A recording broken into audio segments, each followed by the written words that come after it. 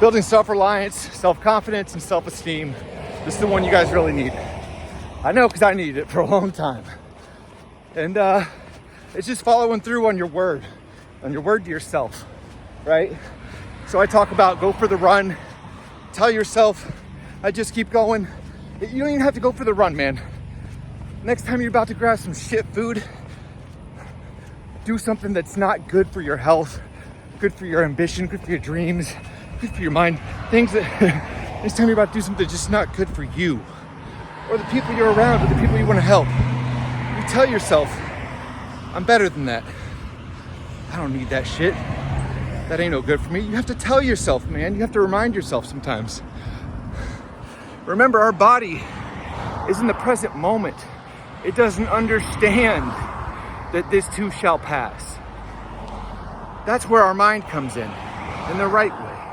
Our spirit tells our mind, remember, you gotta tell the body. The body's got amnesia, almost, because it forgets that things were okay just a couple minutes ago, before all this pressure was applied. That things will be okay, that this too shall pass. So then you go, I'm better than that. And that sugar craving, that's a real motherfucker right there, is these addictions like nicotine craving, or sugar, processed carbs. These things that slow you down up here and in here. It's getting away from those, my man. Do a real body detox, man. Fast for a while. Get all that bullshit out. All of it. And you'll see a mental clarity you probably haven't seen since childhood, if you even saw it then. But I say running all the time because that's how far along I am. Is that I can go for the 6-8 mile run, and I can go the distance, and the delayed gratification of that, you know, what it does for my brain is much larger than when I walk away from the sweet, because I'm beyond that. But it started with that for me. It started with having to walk away from pizza and stuff. And I'll have it every now and then. I don't believe in a cheat meal, but we have to be harder on ourselves so we can be soft on others. And that's something I live by. I'm not soft to where I let people walk all over me. I set my boundaries now. Didn't used to. People picked me up when I was down, and I thought I had to do that for everybody. If they ain't showing up for them, you better keep moving, big boy. But especially to young men out there, man, you're always out here trying to save these chicks. I did it too, my guy. I come from a background of addiction, right? So I've been homeless. And I'm like, man, I know what it's like to be lost. I used to put myself, and this is what I was saying in one of those other videos. We don't see other people's potential. We just see what we would do if we were in their shoes. We're reflecting. We're just reflecting all the time. Everything's a mirror. So if somebody's not willing to help themselves, stop saving them, because they don't need saved. They like where they're at. Same for you, man. Like, if you're not willing to help yourself, quit crying wolf. Quit looking for all these answers. If you clearly don't want it bad enough.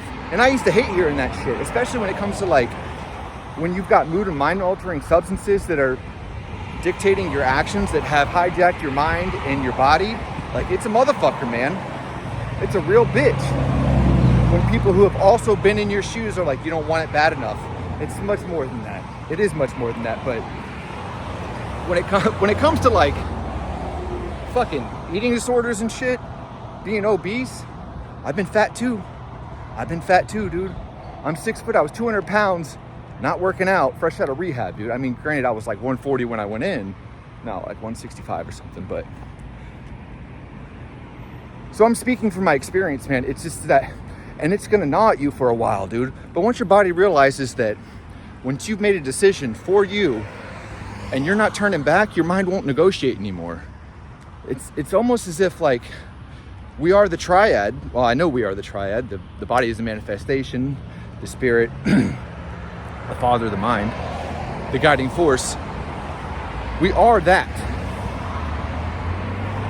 And if we don't use, I keep saying the spirit, our subconscious, to tell our conscious mind and our body where we're going and what we're doing, what's acceptable to us,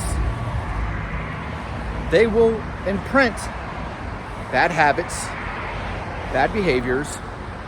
I don't like good and bad. And I personally need to stop doing that too, because I stop and check myself. I'm like, that's all, I never think of the word. But it's all semantics, right? That's all semantics. I struggle with getting caught up in the semantics too, because I want to make sure the person who needs to hear this hears this. Because I'm going to hear this when I need this down the road. And these videos are for me later, but they're for you right now. So whatever you're struggling with, whatever it is you think is holding you back, it's not the problem, it's the solution to what's going on in here. But once you stop using it as a solution, you can start finding the real problem within. So get away from the ho-hos, them nutter butters, them suck stiffs, the puff sticks, whatever they're called. I call them all jewels. And I never thought I'd get away from that because it was so convenient. Get out of consumerism. Ignite your creative genius. If I can do it, you can too. Get out there and give it. Create or conform.